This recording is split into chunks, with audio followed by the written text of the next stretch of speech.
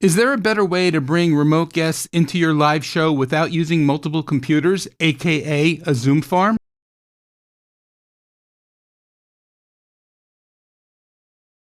So today is going to be part 2 in the Decklink Duo journey. In the first video, I showed you how to install the Decklink Duo card into the Sonnet enclosure. Today, we're going to get that card configured using the Blackmagic desktop video software. So the first thing we're going to have to do is go out to Blackmagic's site and download the desktop video program. From there, we're going to go into another program called ZoomISO, and the whole purpose here is so that I can show you my use case and how I bring remote guests into a live stream. I'll start by giving you a quick overview of the ZoomISO interface, and then I'll show you actually how I configure it to get the guests into a live stream show. All right, so now that you have the desktop video software installed and hopefully launched on your machine, you're presented with this screen here. Now, just a note, by default, the SDI outputs on the back of the Decklink Duo card are set up in pairs. So I think it's pairs 1 and 2 and pairs 3 and 4. So to use each individual output, you have to go in and separate those pairs. So as you can see here, I have Decklink Duo 1, and I've already separated them.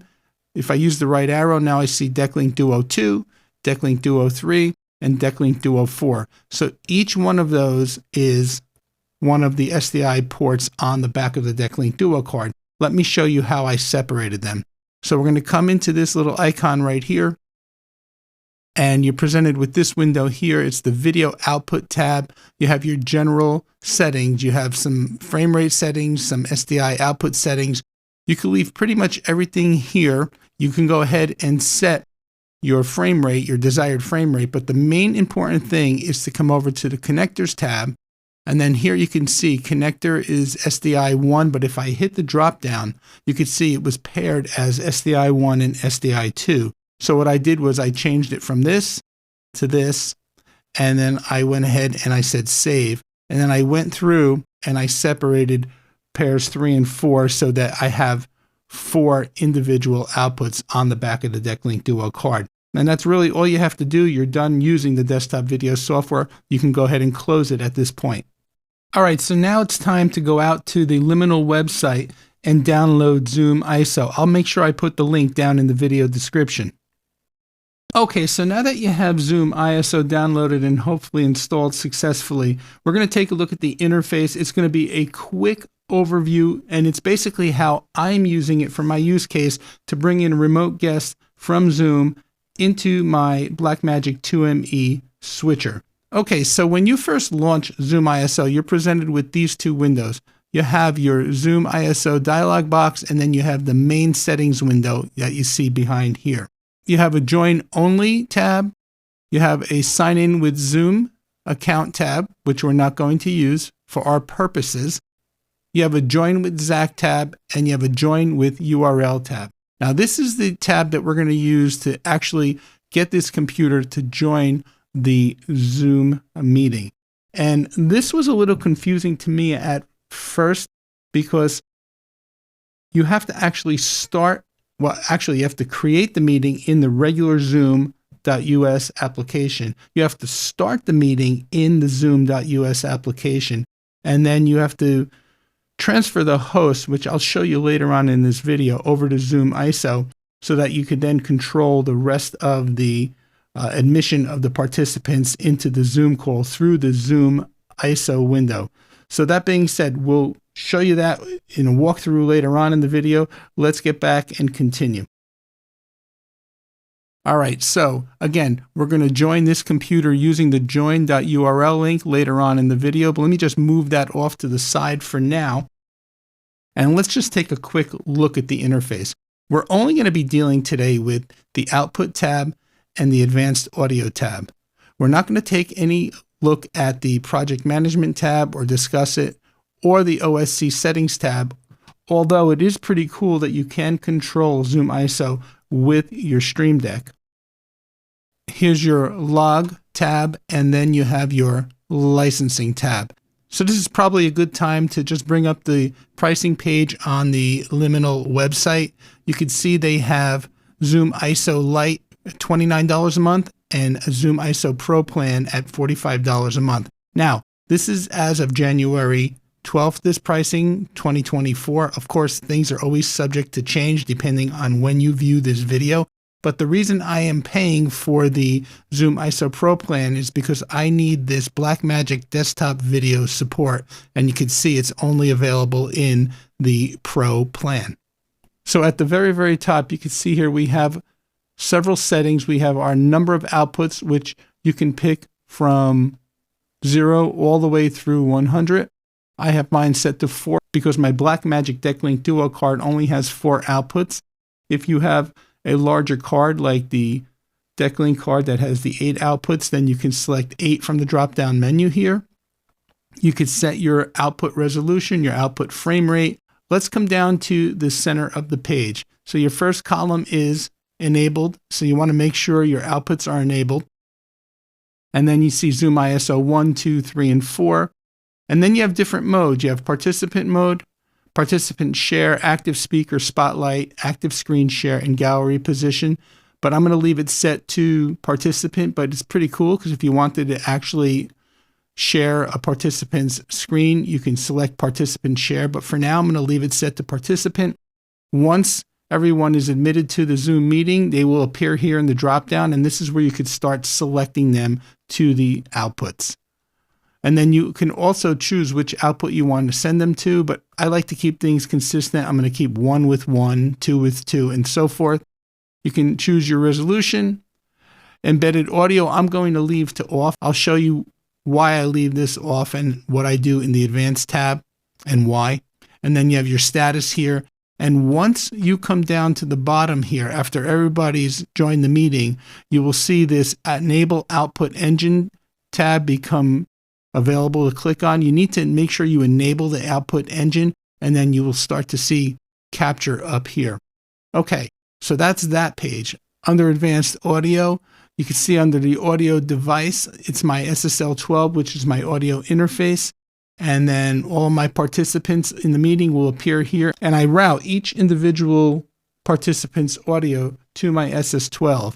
And the cool thing about doing that is it allows me then to premix or mix the remote guest audio individually before it actually gets sent to the mixer and out to the stream. Okay, so now we're ready to go into the actual Zoom meeting. So what we're going to do in this segment is we're going to start the Zoom meeting. We're going to join the ZoomISO computer, which is my computer, to that Zoom call. And then we're going to make the ZoomISO computer, that participant, the host. So let's get started with the process. So we'll come over to the window here and we'll start the Zoom meeting.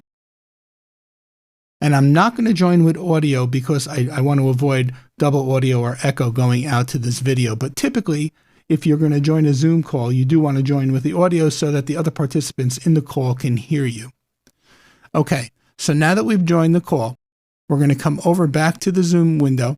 We're going to say Show Meeting Invitation. So we need to copy the Zoom URL link, because then we're going to come over here and we're going to join the ZoomISO computer to the meeting. So you would think intuitively that you should hit sign in and sign in with your Zoom account, but don't do that. Come all the way over to Join with URL and paste in the meeting URL and click on Join.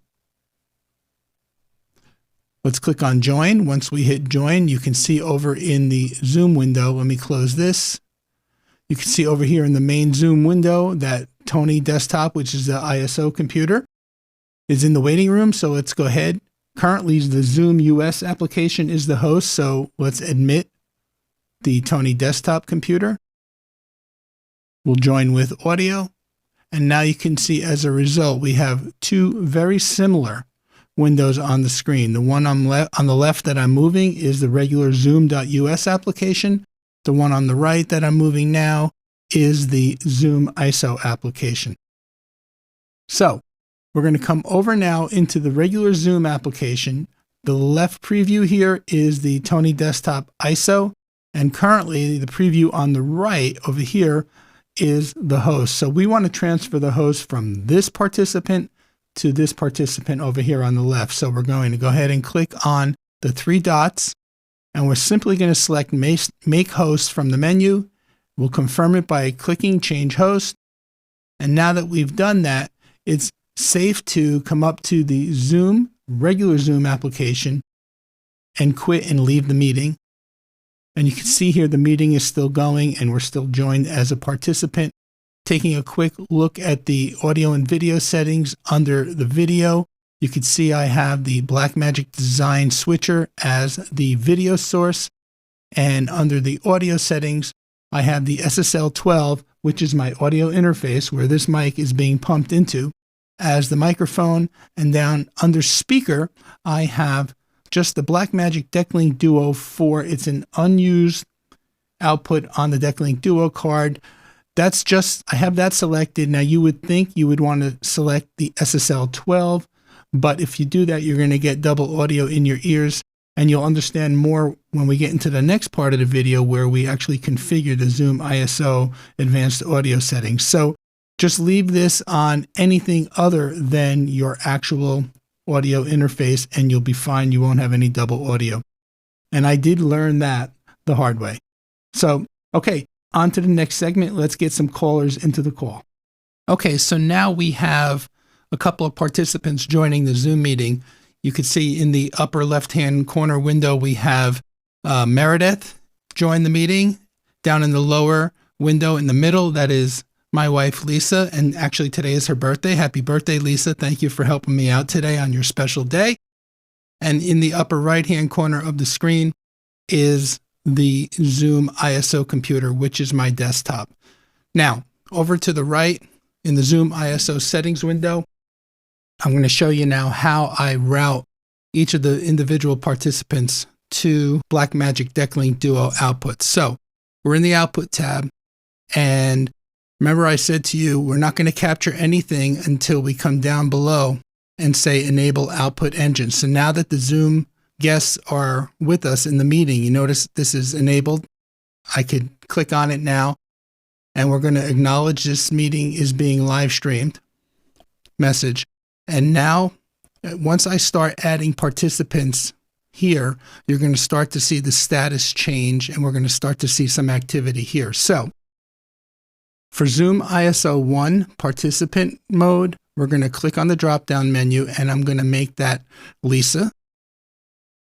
And then for ZoomISO 2 participant, I'm going to make that Meredith, which is actually using my iPhone. So I'm going to select Tony Smeraldi because I know that that's my iPhone.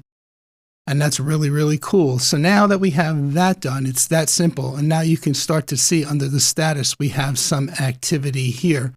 Even though I have my output resolution set to 1080p, you can see that both Zoom callers are coming in 1280 by 720. So it's 720p because that's the best that my Zoom account is allowed to take in as far as resolution. Okay, that said, I'm going to go over to advanced audio now. Click on the advanced audio tab, and under channel 1 and 2, under participant, I'm going to select, not under gain reduction, under participant selection, I'm going to select Lisa iPhone for 1 and 2. And then you can see the audio there. The little green is bouncing, and she's not talking yet at this point. Actually, Lee, go ahead and say a few words. Hello. Okay, so how are you?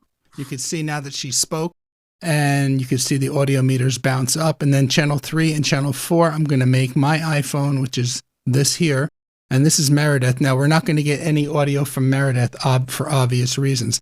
But that's how I route the audio out to my SSL mixer. So let me bring that up on the screen so I can show you that. When Lisa speaks, you should see audio in this column here. Lee, would you speak? Hi again. Hi, thank you for doing that, Lisa. One more time. Hello. How are Awesome. you? Awesome. So if Meredith was able to speak, Meredith would be coming in on playback 3 and 4 here, because in the ZoomISO advanced audio settings, I set Lisa to 1 and 2, and I set Meredith to 3 and 4. Now, the last thing I want to show you guys is that they both are in my 2ME switcher. So I'm going to bring my multi-view on the screen. Okay, so now that you can see the multi-view, I know it looks a little crazy, but if you look at the third row down, in the row starting with the black screen, if you look to the right, there's Lisa. Lee, if you want to wave. Thanks, honey. And then there's Meredith, and I'd ask Meredith to wave, but I know she can't. So in any event, I'm going to end the Zoom call now for everybody, and I am going to just switch back to my regular computer. So Lee, say goodbye. Goodbye. All right, we'll see you later. Thanks for participating. No problem. All right, guys. So I know that was a little hard to follow, but there's a lot going on. But at least you were able to see, one, that I brought the Zoom callers in. I was able to route them to the individual Blackmagic Decklink Duo outputs on 1 and 2. And then I was able to route their audio to my mixer, so I had full control over mixing on my mixer before it goes out to the stream or the live show.